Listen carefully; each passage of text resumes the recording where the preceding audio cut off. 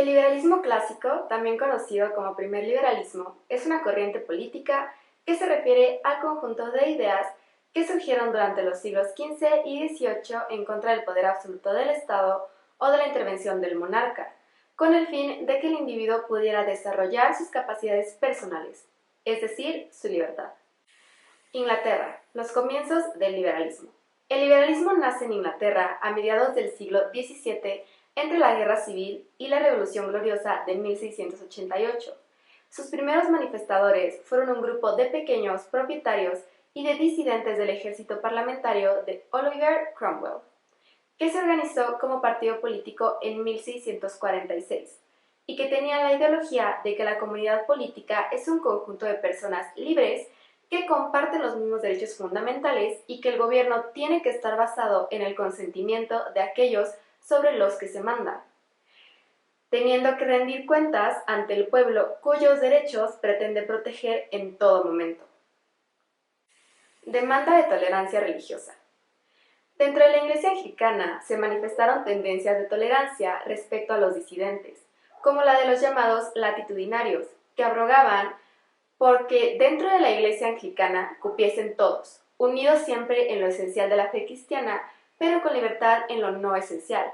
Así, la fundamentación de Locke sobre la demanda de tolerancia religiosa y sobre la reivindicación de un concepto de comunidad política asentada en el libre consentimiento de sus miembros, se convirtió en la expresión clásica del primer liberalismo. Naturaleza del hombre.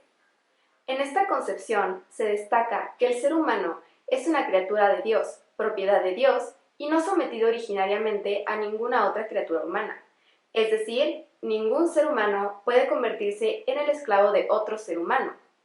Un nuevo fundamento teórico para el liberalismo. La aportación de los filósofos morales escoceses.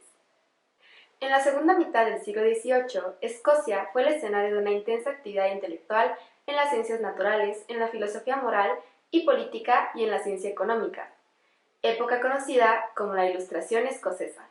Dentro de esta destacan David Hume, Adam Smith, Adam Ferguson, Francis Hutcheson, Thomas Reid, James Stewart y John Millard, entre otros. Teoría de los sentimientos. Esta interpreta la naturaleza y el comportamiento del ser humano, partiendo de los sentimientos del placer y del displacer.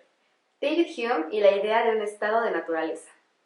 Hume pensaba que la idea del contrato social como mecanismo explicativo del origen de la sociedad y del poder político es una construcción ahistórica, es decir, que no es un hecho histórico observable, pues los individuos siempre nacen en una sociedad que ya está establecida. Insiste también en que tiene que existir un conjunto de instituciones dentro de la monarquía constitucional que se equilibren y contrapesen, que gobiernen las leyes y no la arbitrariedad de los hombres. Para esto se requiere una partición de poderes y que la moderación sea el objetivo fundamental de la política. Liberalismo y los economistas clásicos.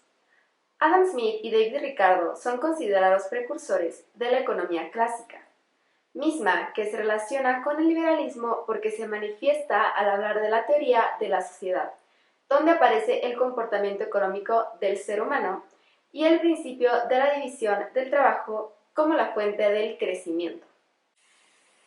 Teoría del valor. Elaborada por David Ricardo, establecía que el valor de las mercancías se determina en un mercado libre por la cantidad de trabajo requerido para su producción, por lo que compradores y vendedores estarían aportando y recibiendo cantidades de valor equivalentes, es decir, sería un sistema de distribución justo. Pero esto no significaba la completa exclusión del Estado, pues Smith consideraba que este era compatible con la libertad económica al cumplir con dos funciones principales, la justicia y la enseñanza pública. Un sistema alternativo. Los economistas clásicos defendían que las clases inferiores también tenían que practicar las cualidades de la autodisciplina y la prudencia y estaban en contra de las llamadas leyes de pobres, las subvenciones y subsidios familiares, pues ellos consideraban que fomentaban la pobreza, la imprevisión y también el aumento de la población. Jeremy Bentham y los radicales filosóficos. Los radicales filosóficos defendían principios de economía clásica, es decir, una crítica a los fundamentos económicos del sistema aristocrático británico. Principio de utilidad y mayor felicidad.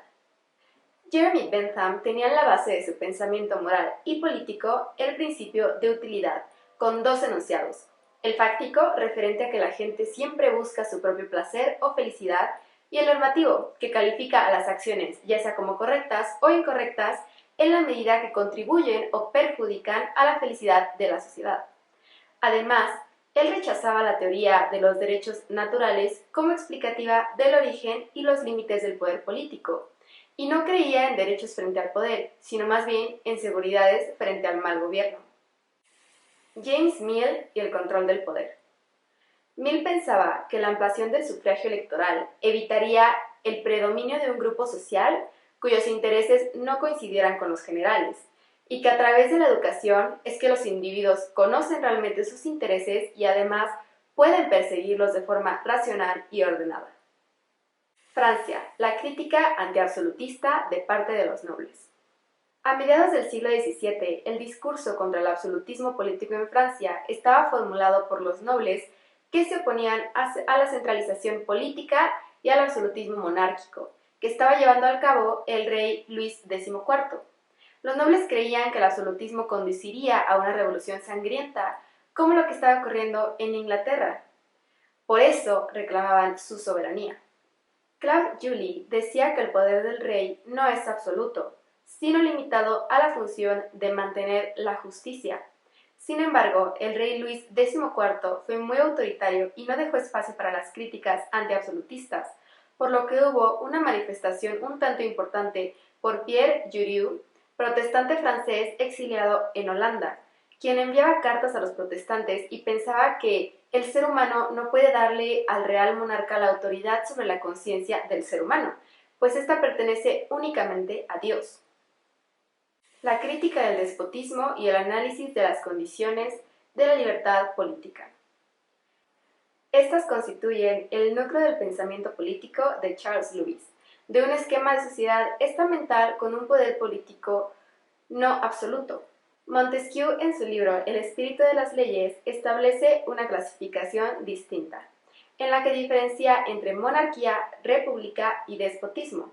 En esta clasificación, el criterio diferenciador esencial es la contraposición entre el gobierno despótico y el gobierno moderado, y sitúa tanto a la monarquía como a la república como especies de este último tipo, mientras que el despotismo es esencialmente corrupción y por tanto en sí mismo la causa de su propio perecimiento, sin necesidad de ninguna influencia externa. Los tres poderes han de distribuirse entre los diferentes grupos sociales, es decir, entre el monarca, la nobleza y los representantes de la burguesía.